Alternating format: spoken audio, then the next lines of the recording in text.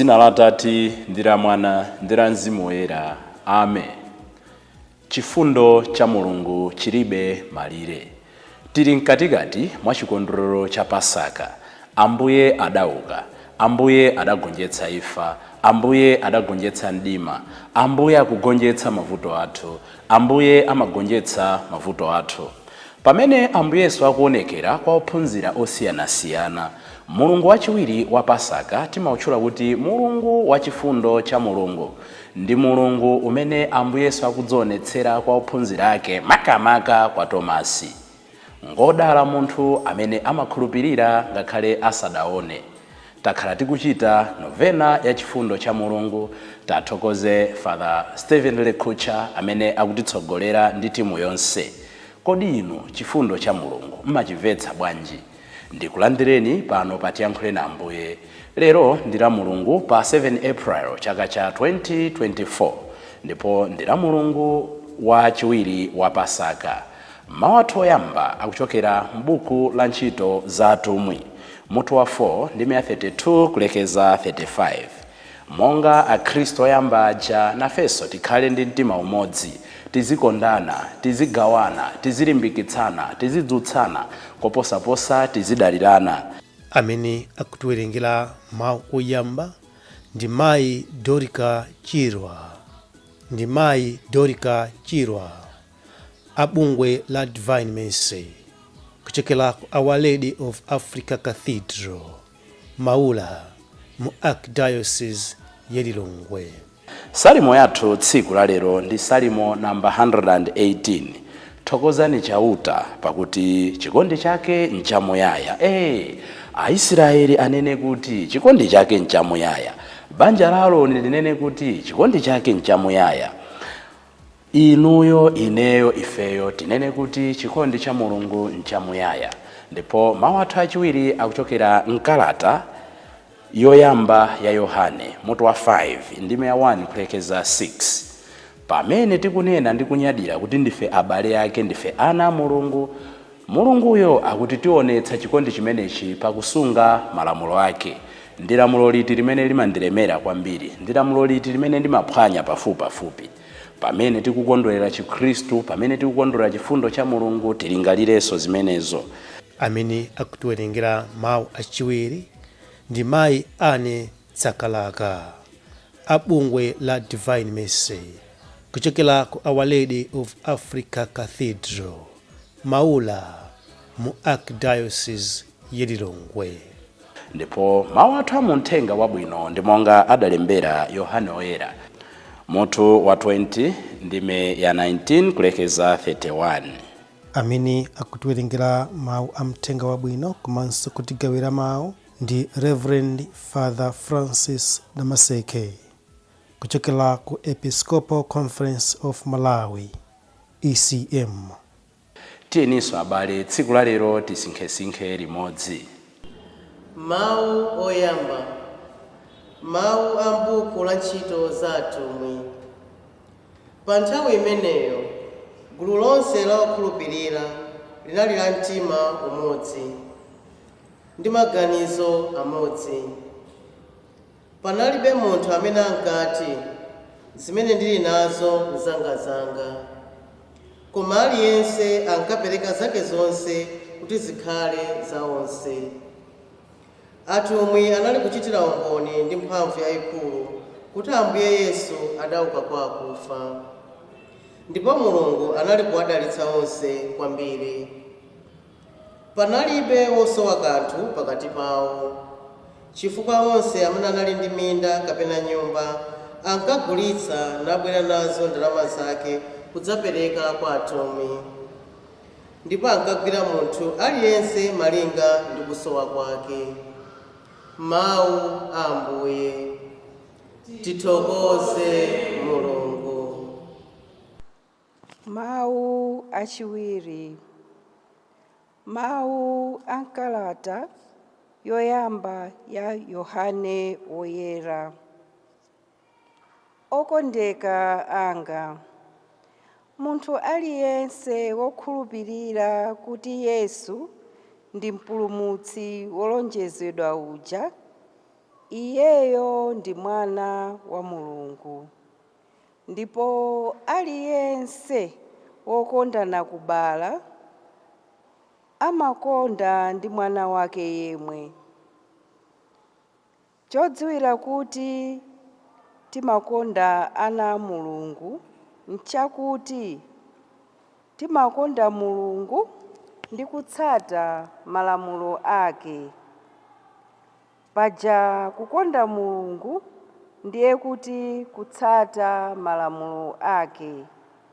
Ndipo malamulo ake siwolemetsa, chifukwa aliyense amene ali mwana wa Mulungu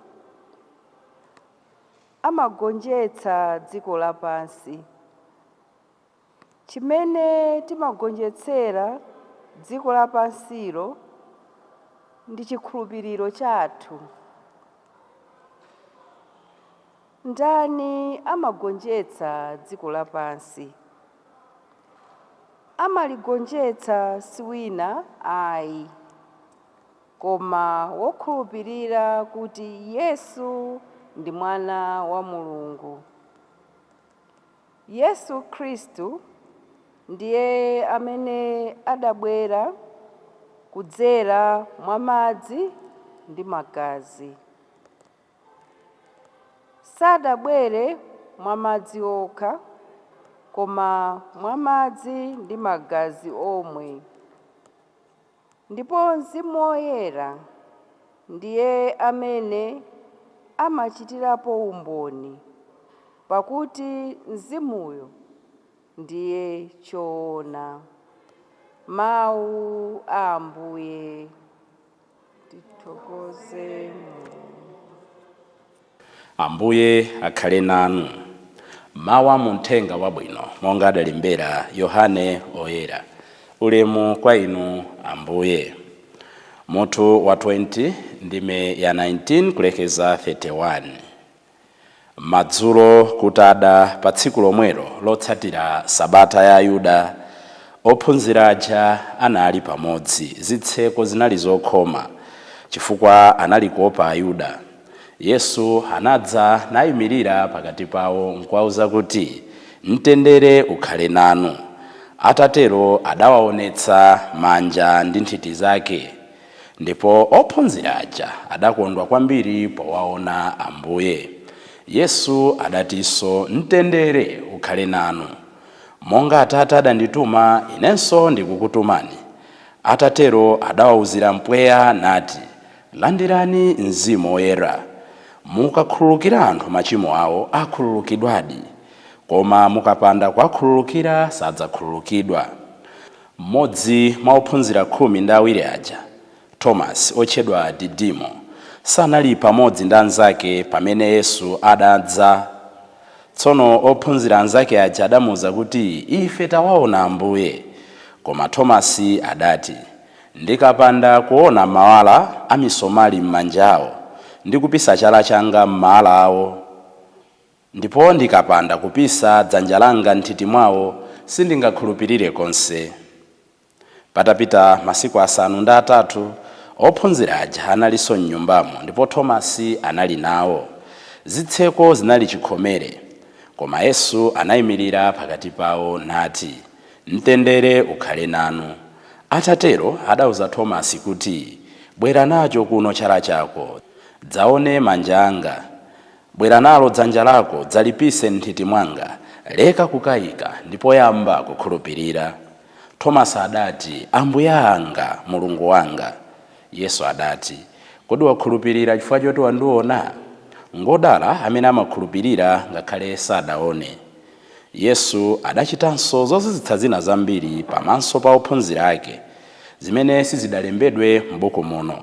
Koma izi zalembedwa kuti mukhulupirire kuti Yesu ndiye mpulumutsi olonjezedwa uja, Mwana wa Mulungu, ndipo pakukhulupirira mukhale nawo moyo m'dzina lake. Mthenga wa Ambuye. Ulemu kwa inu Ambuye Yesu Khristu. Chifundo cha Mulungu chilibe malire, malire, malire, malire, malire.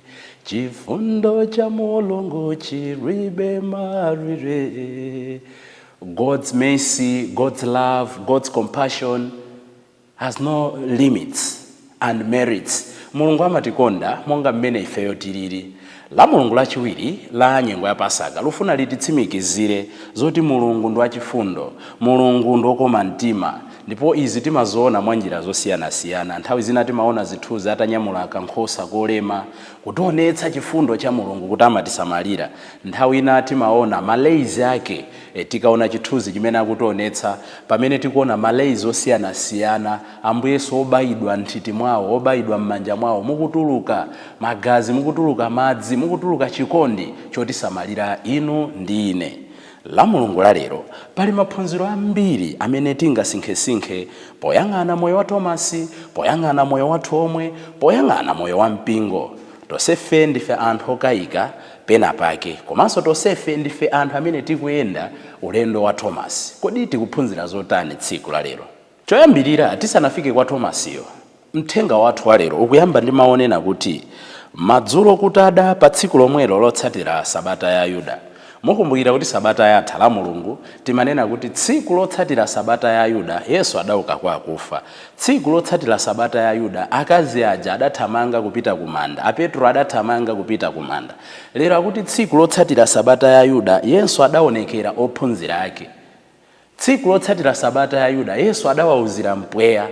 Andi mukawerenga Bible lanu muona kuti kuchokera ku Genesis kuja palibenso pamene timamva pena pamene Mulungu akuwauzira anthu mpweya, mwina kupatula buku la Ezekiel pamene mafupa owuma adawasonkhanitsa pamodzi, Mulungu adawauzira mpweya adakhalanso ndi moyo.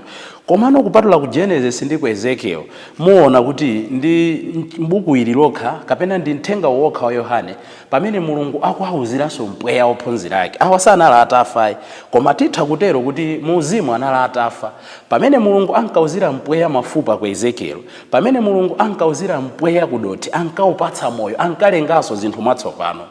Choncho titha kutero kuti tsiku la chifundo cha Mulungu ndi tsiku limene Mulungu akulenganso zonse mwatsopano, akulenganso ophunzira ake, akulenganso inu ndi ine, akulenganso mpingo wake.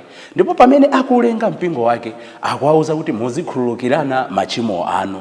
Zimene mukhululuke pasi pano zikhululukidwa ndi kumwamba komwe, zimene zikhululukidwe pasi pano zimenezo Mulungu azivomereza. Meaning pamene akulenga dziko matsopano, pamene akulenga mpingo matsopano, akutiuza kuti timakhala anthu atsopano tikalandira sakramenti la kulapa. Ndanena kuti akubwereza maonena kuti tsiku lotsatira sabata ya Ayuda ena amafunsa mafunso, nchifukwa chani ife akatolika sitimapemphera loweruka, kapena akhristu bwanji timapemphera la Mulungu? Zimenezo sizili m'malembo. Uku kumangokhala kusokoneza nkhani. Taonani tsiku lotsatira sabata ya Ayuda akuonekera ophunzira ake, akuka kwa akufa, akuwatumizira Mzimu Woyera, akukwera kumwamba. Tsiku lotsatira sabata ya Ayuda Yohane akuona zinthu pa chilumba cha Patimo, ndipo ndi tsiku limene iyeyo akulitchula kuti tsiku la Ambuye. Ife timapemphera tsiku la Ambuyero chifukwa ndi tsiku limene Mulungu adalenganso zonse mwatsopano. Chimene tikuona chachiwiri ndi chifundo cha Mulungu nchonena kuti akubwera pakati pawo ngakhale zitseko zili zotsekedwa. Ali anthu amantha, anthu amene akuopa kuti zitigwere ndi zotani. Akukhulupirira kuti Mulungu wawo amene amankhulupirira Yesu kuti anali pakati pawo salinso nawo, chiwagwere ndi chani. Yet Jesus is coming pakati pawo, zitseko zili chikhomere, nkwauza kuti mtendere ukhale nanu. Tosefe timafuna mtendere. The doors were locked. The reason Lord comes over our locked situations. Mulungu wathu oka kwa akufa, Mulungu wathu ogonjetsa imfa, palibenso china chake chimene chingampambane kupatula chikondi chake chimene chimafikira pena paliponse. Monga malezi amene akutionetsa chifundo cha Mulungu amafika pena paliponse. Ino ndine nkutheka ngati ophunziraja tili ndi nyengo zathu zambirimbiri zimene nditha kutero kuti zitseko zathu ndizotsekedwa. Tikuopa, tili ndi mantha ndi ntchito, tili ndi mantha ndi ndale mmene zikuyendera, tili ndi mantha tikaona maubale athu mmene akuyendera, tili ndi mantha tikaona tsogolo lathu mmene likuyendera. Achinyamata ena ali ndi mantha, adapanga graduate kalekale ku school, ali ndi madegree osiyana-siyana, zaka 5, 10, 7 zikutha osalembedwa ntchito. Akuda nkhawa kuti kodi sitikafikira pa pension titapeza ntchito. Jesus is saying today he's unlocking, this week he's unlocking, mu nthawi yake he's unlocking the doors which we think they are locked. Ino ndine tidalire chifundo cha Mulungu. Koma ine chimene chikundipatsa chidwi kwambiri ndi moyo wa Thomas. Akunena kuti anzake onse atamuuza kuti ife tutawaona Ambuye. Thomas akuti ine ndikapanda kukhulupirira. Timangoyang'ana mbali imodzi ya moyo wa Thomas. Ndipo timangotsindika kuti doubting Thomas. Koma tikumbukire kuti ndi Thomas yemweyo amene tikawerenga mthenga wa Yohane 11 verse 6. Pamene Ambuye Yesu adamukitsa Lazaro, anthu ankafuna kupha Lazaroyo ndi Ambuye Yesu.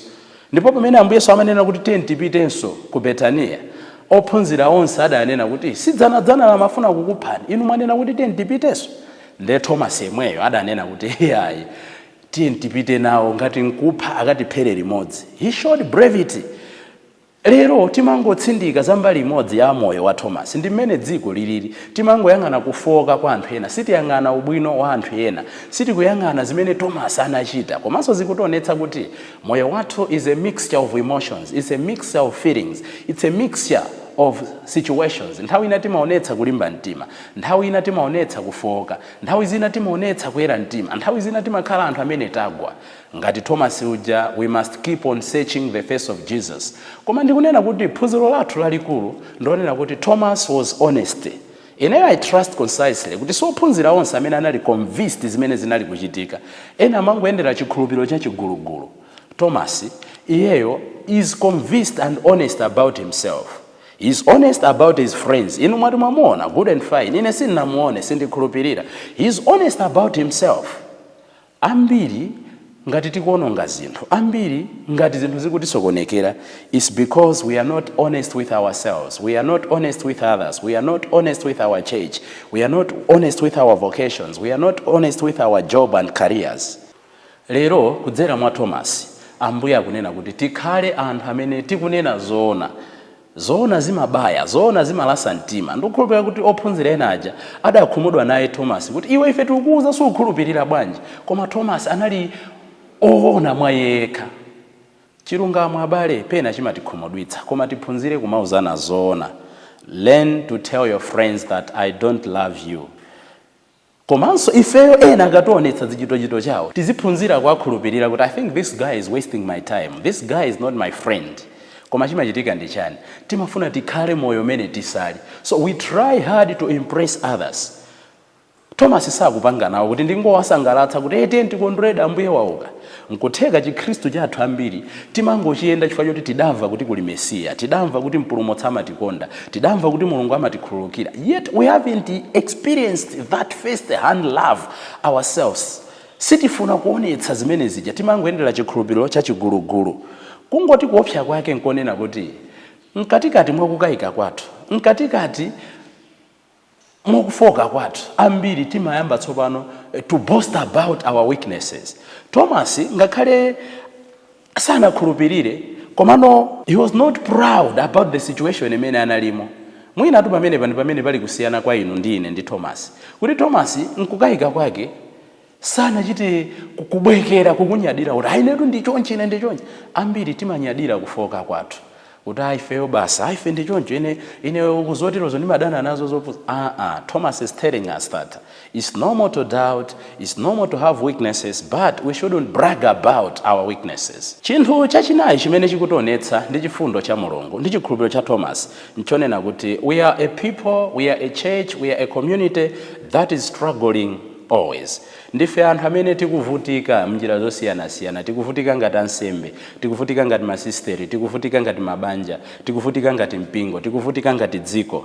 Komano nkuvutika mwathu, the mistake imene timapanga, timachoka pakati pa anzathu, timachoka pa parish, timachoka mu community, timachoka mu mphakati. Thomas sana kumane ndi Ambuye Yesu chifukwa chonena kuti in his struggle he removed himself from the community. Stay with the community when crisis hits. Away from the family, away from the church, away from friends. Our doubts take charge of us. Pamene mavuto andigwera, pamene kuzunzika kukundikulira, pamene nkhawa zanga zikundikulira, pamene ndikuona ngati zinthu sizikundiyendera, ndisachoke pa banja panga, ndisachoke pakati pa ansembe anzanga, ndisachoke mu mphakati wanga, ndisachoke mparish yanga, ndisachoke pamalo pamene ndimakhala ndi anzanga. Ndikayamba kudzipanga isolate kumakhala malo andekha kumadzisankha, chikayiko chija chimayamba kulamulira moyo wathu, and it's a very very very dangerous situation pamene chikayiko chayamba kulamulira moyo wathu, when our doubts have started reigning over our life. Jesus sanalole zimenezo. Satana atamfunsa kuti kodi iwe ndiwedi mwana wa Mulungu. Jesus knew that the first trick that the devil does is to increase our doubts. Satana amaonjezera chikayiko chathu. Tisalole kuti chikayiko chiziyendetsa moyo wathu.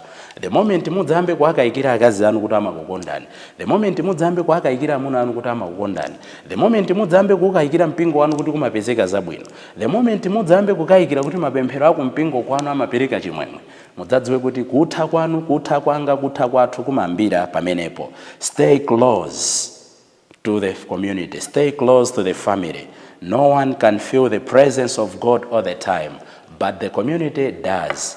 Sinthawi zonse pamene timaona kuti Mulungu ali nafe, palipo nthawi ina imene umakhala convinced kuti God is doing wonders in your life, yet there are times where you feel like you are abandoned, you feel like the face of God is nowhere to be seen.